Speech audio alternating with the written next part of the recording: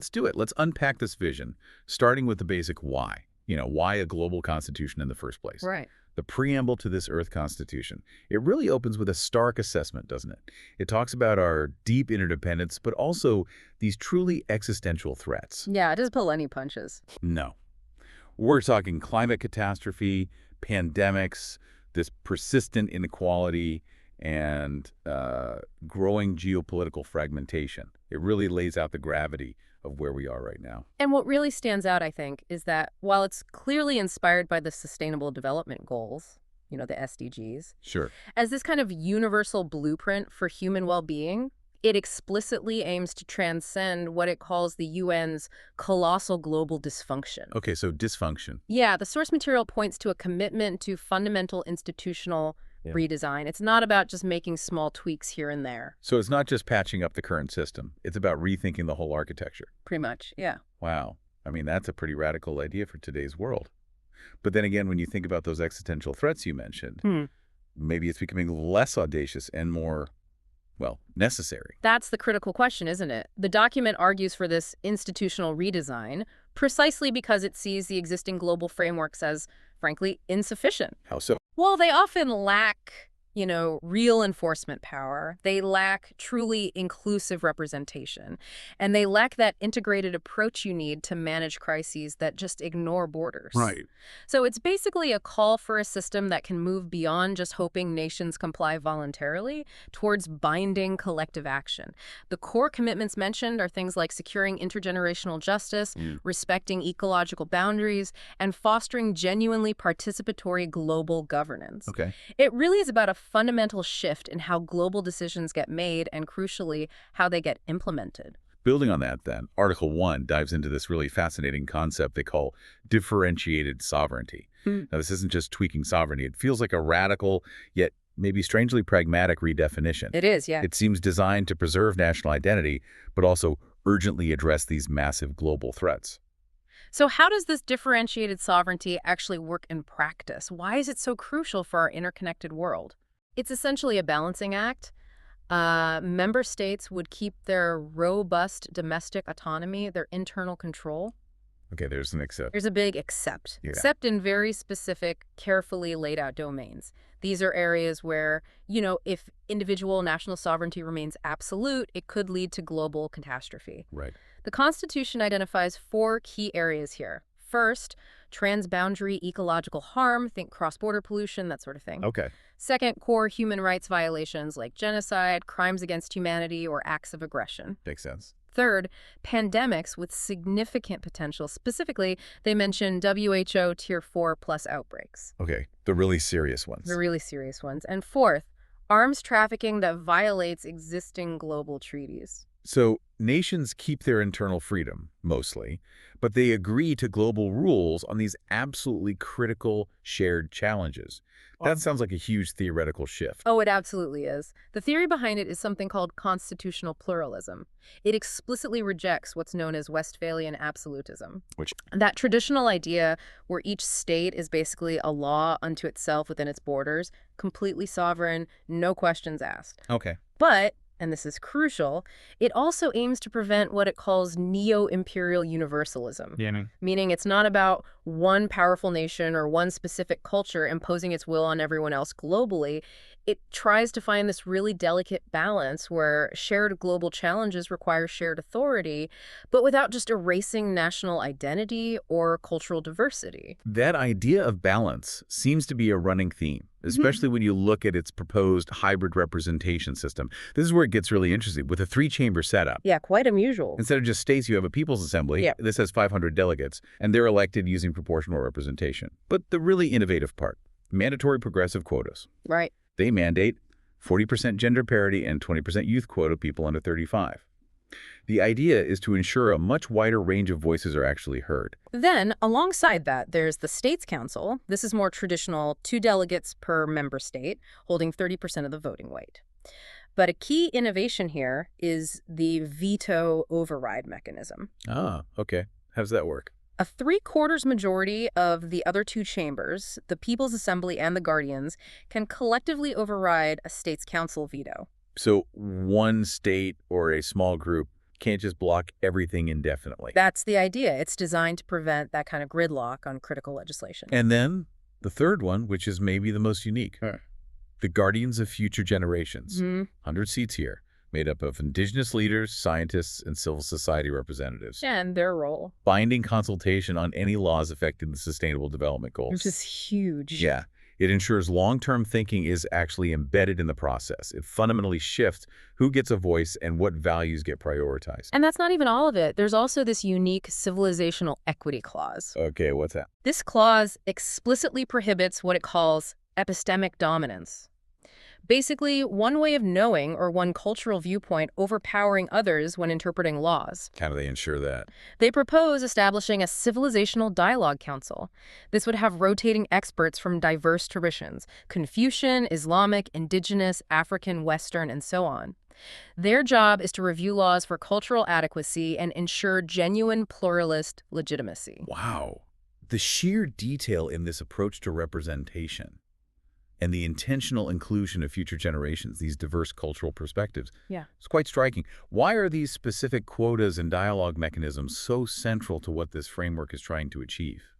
Well, this whole system is really trying to move beyond those traditional state-centric models, which, let's face it, have historically privileged certain voices and perspectives. The quotas for gender and youth are a direct response to that historical underrepresentation. The aim is a more inclusive, genuinely democratic voice.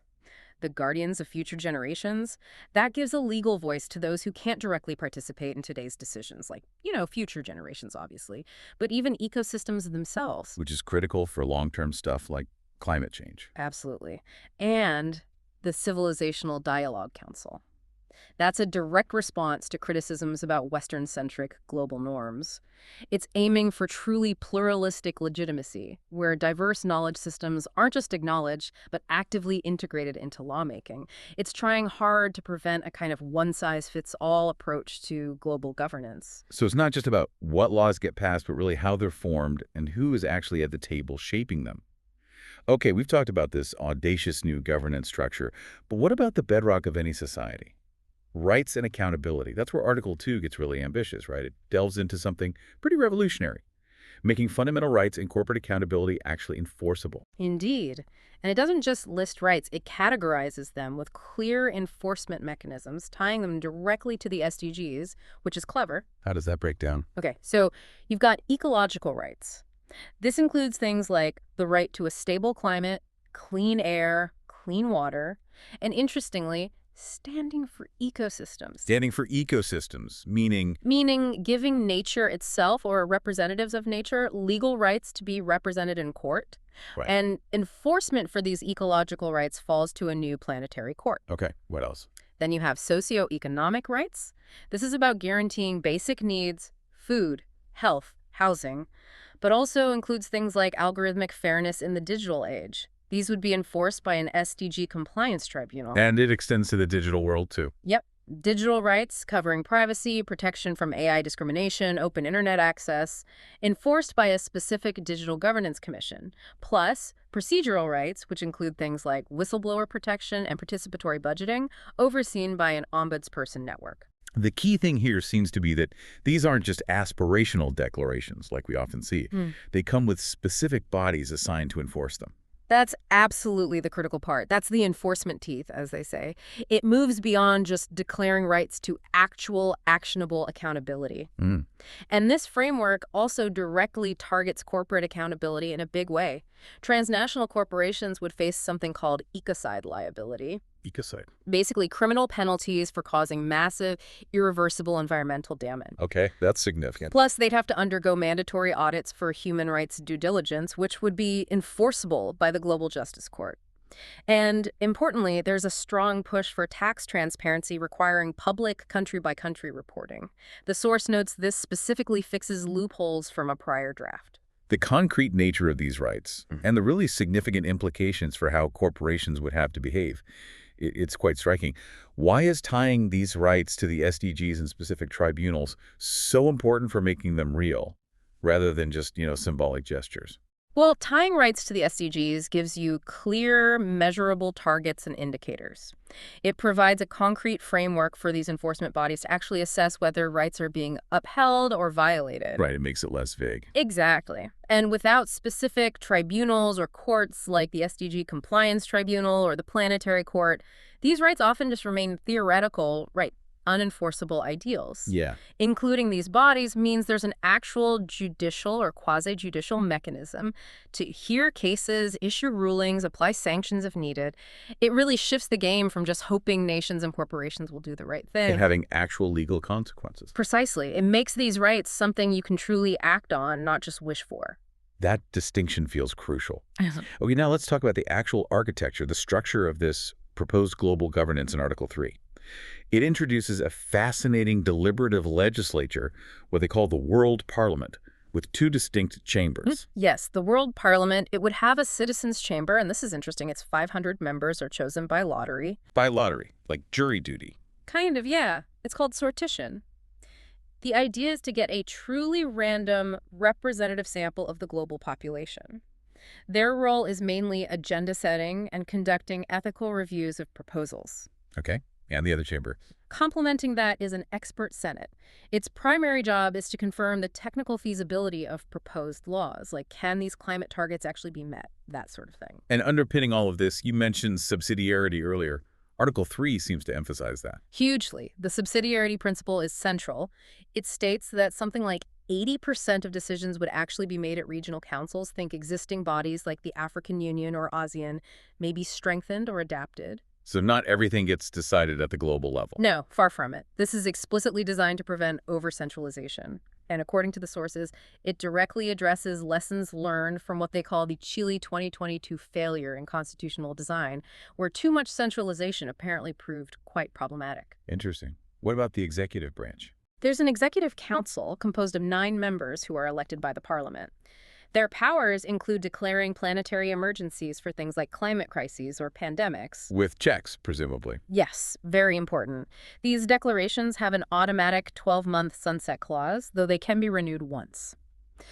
The Council would also manage the Global Peace Force, which we'll get to. And a really neat innovation here is a requirement for a real-time public dashboard showing all their decisions. For transparency. Exactly. Aimed at tackling those transparency deficits we see in global bodies now. That's vital.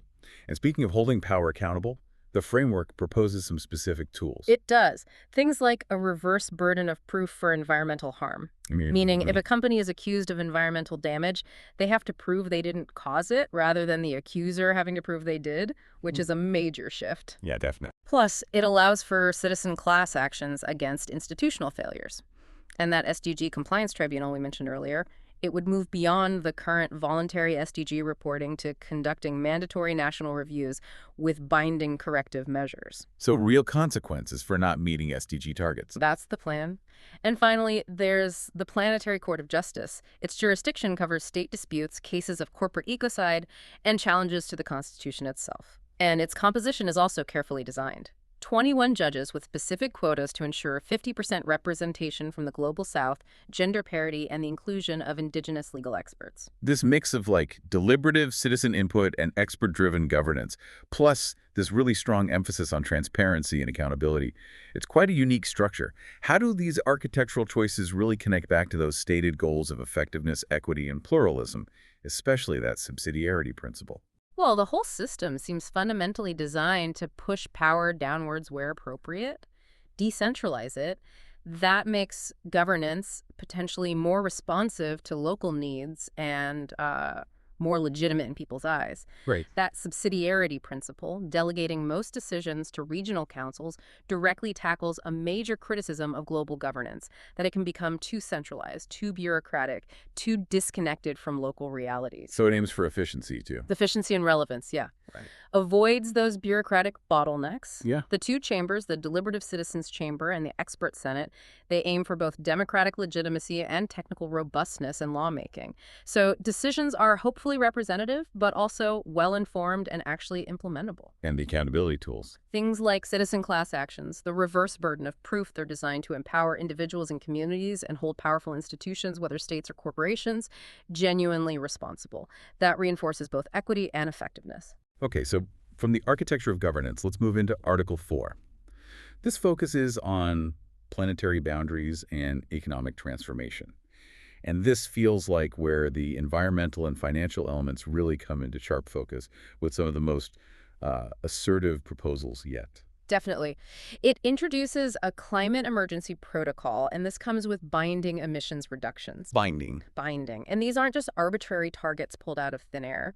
They're based on two key factors: historical responsibility for emissions looking back from 1850 to 2025, and a state's current capacity, which is measured by GDP per capita. How is this financed?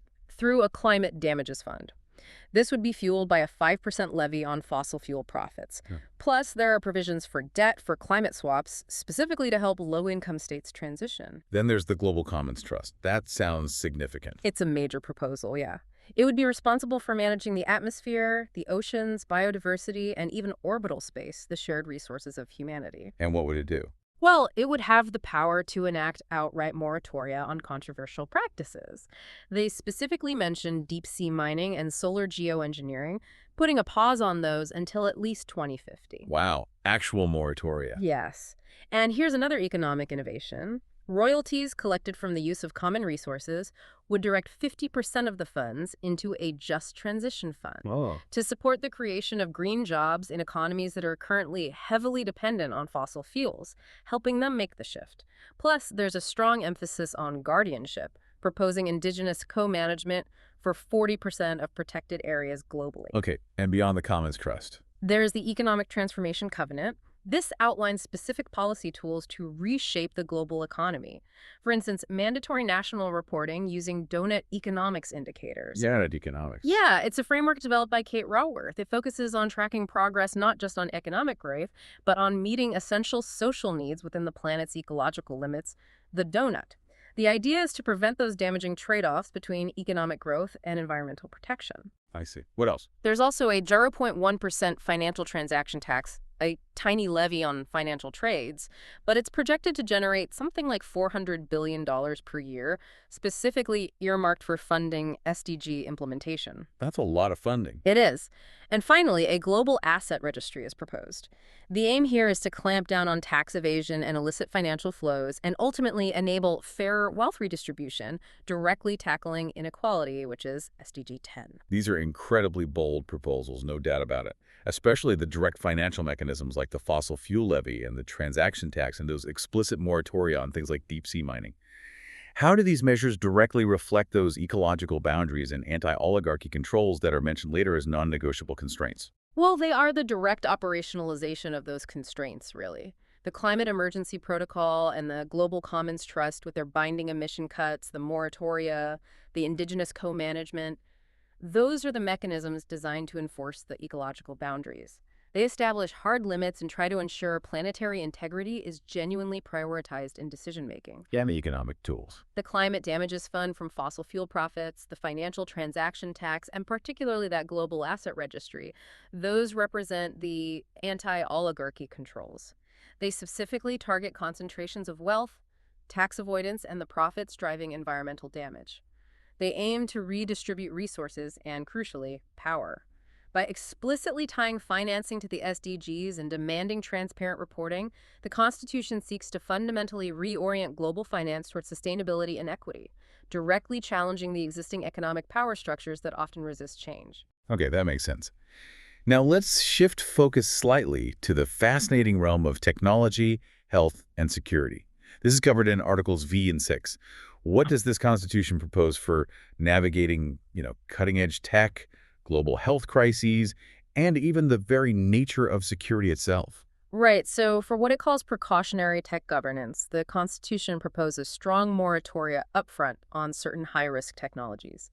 Specifically, lethal autonomous weapons, killer robots, and human germline editing.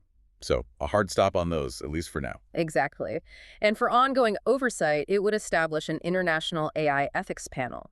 Significantly, this panel would have a majority of scientists from the Global South and would be responsible for conducting mandatory risk assessments on new AI developments. And other tech. There'd also be a digital governance commission tasked with enforcing algorithmic transparency and promoting open source standards, especially for technologies that serve as public goods. Okay, moving to health. What's the approach there? There's a global health covenant. This significantly empowers the World Health Organization, giving it the authority to declare pandemics and, importantly, mandate technology transfer, things like vaccine patents, to ensure equitable access during health crises. That addresses a big issue from the COVID pandemic. Absolutely. And crucially, it requires a 5% GDP contribution from high-income states, specifically into a health equity fund.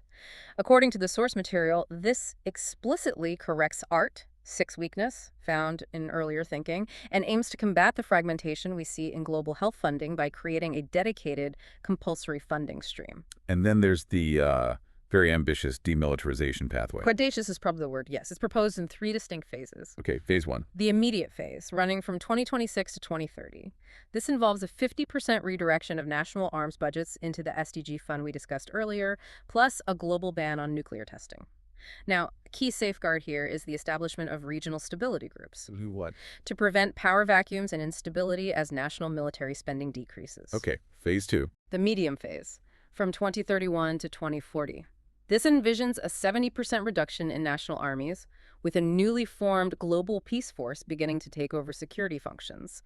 And as a lever, UN Security Council seats would become conditional on states meeting their disarmament targets. Wow.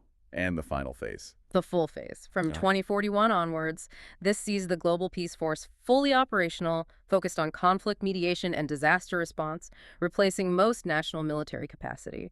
And importantly, there's a Civilian Oversight Council proposed as a crucial safeguard against misuse. This whole plan is incredibly comprehensive. It covers everything from advanced tech governance to this phased demilitarization, and it even has a detailed funding strategy to back it all up. It does.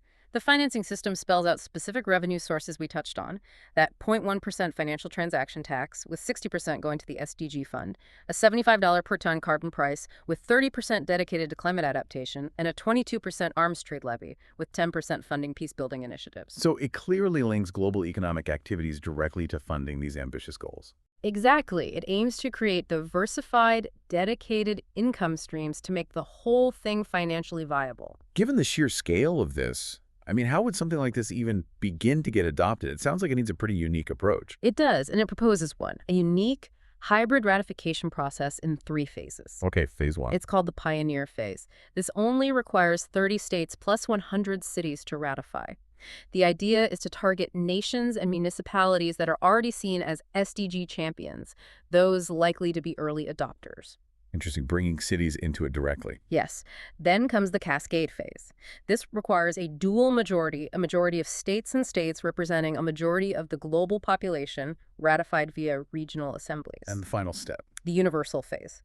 This culminates in a global referendum, which would require a 50% voter turnout to be valid. Notably, this turnout threshold was apparently lowered from an initial 60% proposal, presumably for pragmatic reasons, recognizing the challenge of global voter participation. That demilitarization plan is just audacious. And the financing mechanisms designed to support it all. How does this comprehensive funding and the phased demilitarization connect to the idea of achieving stable demilitarization, making it a foundational element rather than just a distant hope? Well, the key is that the demilitarization plan isn't just about getting rid of weapons in isolation.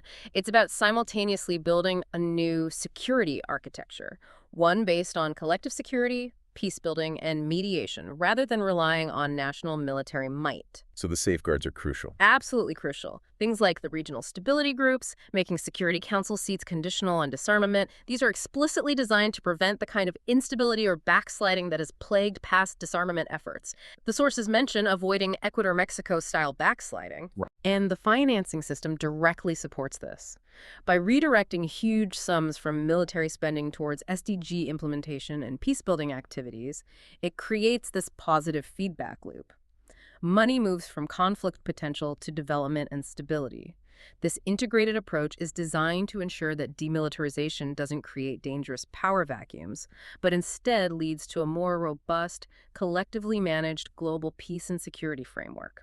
It's an intentional design for a secure and funded transition. That brings us towards the end, to Article 7, Safeguards, Evolution, and Implementation. It really sounds like this Constitution is designed not as a static document, but as a living one, right from the start, capable of adapting and even correcting itself. Absolutely. That seems to be a core design principle. For instance, it includes an affirmative decolonization clause. This mandates a regular audit every 5 years of all institutions created under the Constitution, specifically looking for colonial legacies and power imbalances. And how would they correct imbalances? Through mechanisms like asymmetry compensation.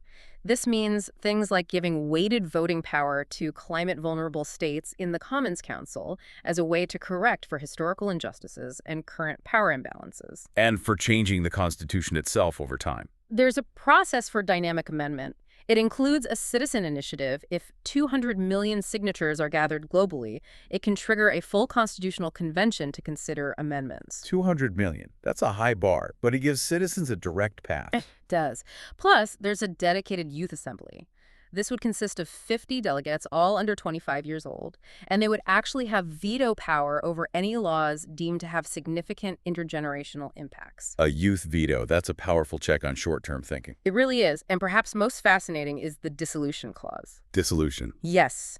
It triggers an automatic review of the entire Constitution if key sustainable development goals, specifically Goal 1, no poverty, Goal 13, climate action, and Goal 16, peace, justice, strong institutions, actually regress for 5 consecutive years. So if it's fundamentally failing in its core mission, it forces a rethink. Exactly. It acts as a kind of ultimate built-in self-correction mechanism, ensuring the Constitution remains effective and legitimate over the long term. This sounds like it's been designed with remarkable foresight. Practical enforcement seems built in, and these layers of safeguards and flexibility seem designed to prevent it from becoming stagnant or, worse, abused. It really seems so. The document itself explicitly details its theoretical foundations and its focus on evidence-based design, learning from past failures. For example, it highlights legitimacy via subsidiarity, using those regional councils for 80% of implementation to avoid the pitfalls of over-centralization, directly citing the Chile 2022 failure as something to avoid. And the enforcement. It emphasizes enforcement teeth, using tiered sanctions like tariffs or even asset freezes for noncompliance, aiming squarely at closing those corporate accountability loopholes we see now. There's rights realism, tying socioeconomic rights directly to measurable SDG indicators so they aren't just symbolic gestures. Pluralist digital constitutionalism involves bringing civil society directly into co-designing rules for platform governance.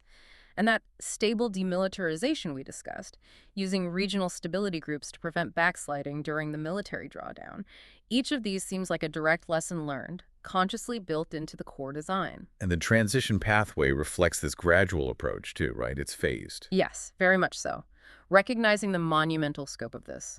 The first phase, 2026 to 2030, would focus on integrating key bodies, like the SDG Compliance Tribunal, launching the Climate Damages Fund, and putting those moratoria on things like lethal AI in place. The next phase, 2031 to 2035, would see the regional councils taking on more security functions and the Global Commons Trust starting to operationalize protections for oceans and forests. And the final stage. From 2036 to 2040, the plan envisions full world parliament elections taking place, and the global peace force effectively replacing national militaries as the primary security provider. Looking at all these layers, the safeguards, the built-in flexibility, the phased transition, these deliberate fixes based on past experiences, how do these elements really contribute to the overarching ideas of corrective justice and pluralist legitimacy that seem woven throughout the document? Well, the corrective justice aspect is really profound, I think. You see it clearly in elements like affirmative decolonization and asymmetry compensation.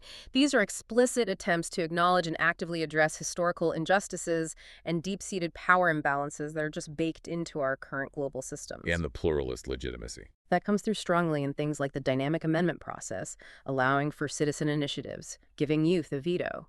It ensures the Constitution isn't static, but can remain relevant and responsive to diverse voices and unforeseen future challenges. The phased transition and those specific fixes like addressing the Chile 2022 failure through subsidiarity, they're all about realistic, adaptive implementation. It's an acknowledgement that a shift this fundamental can't possibly happen overnight or be imposed rigidly from the top down. By building in these mechanisms for evolution and correction, the Constitution aims to grow its legitimacy organically, adapt effectively, and constantly self-correct, rather than being some kind of fixed, potentially brittle imposition. So after this really incredible deep dive, where does this leave us? This Earth Constitution developed by Mr. Shahryar Ghiasi, it truly presents itself not as some kind of, utopian dream, but as what it calls a viable planetary pact. Yeah, that's the framing. It seems to aim to transcend that kind of idealistic thinking through these core innovations. Modular ratifiability, that phased adoption we talked about, asymmetric subsidiarity for that crucial regional flexibility, and corrective justice through things like the decolonization audits. And it clearly tries to align institutional power with those three non-negotiable constraints we discussed earlier. First, ecological boundaries, putting hard caps on emissions and resource use via that global commons trust. Right. Second, anti-oligarchy controls using corporate liability rules and wealth redistribution mechanisms like the asset registry. And third, pluralist legitimacy, trying to ensure that through things like the Civilizational Dialogue Council, preventing any single cultural viewpoint from dominating. And by anchoring this massive transformation in the existing SDG framework, which everyone already kind of agrees on, but crucially, by fixing its enforcement gaps and adding those real teeth we talked about, this document really offers what it claims is a ratifiable path. A path from our current world of, let's face it, fraying geopolitics, towards one where, as it says right there in Article 8, free and equals govern together. And interestingly, the proposal itself explicitly states it's submitted for global deliberation under UNGA Resolution 377A, Uniting for Peace. What's that? It's a rarely used UN resolution from the Korean War era, actually. It essentially allows the UN General Assembly to take action on peace and security matters when the Security Council is deadlocked by vetoes. So it proposes using an existing, albeit unconventional, legal pathway within the UN system to get started. That seems to be the idea, with implementation kicking off once 50 states and 10 regional bodies ratify, aiming for 2030.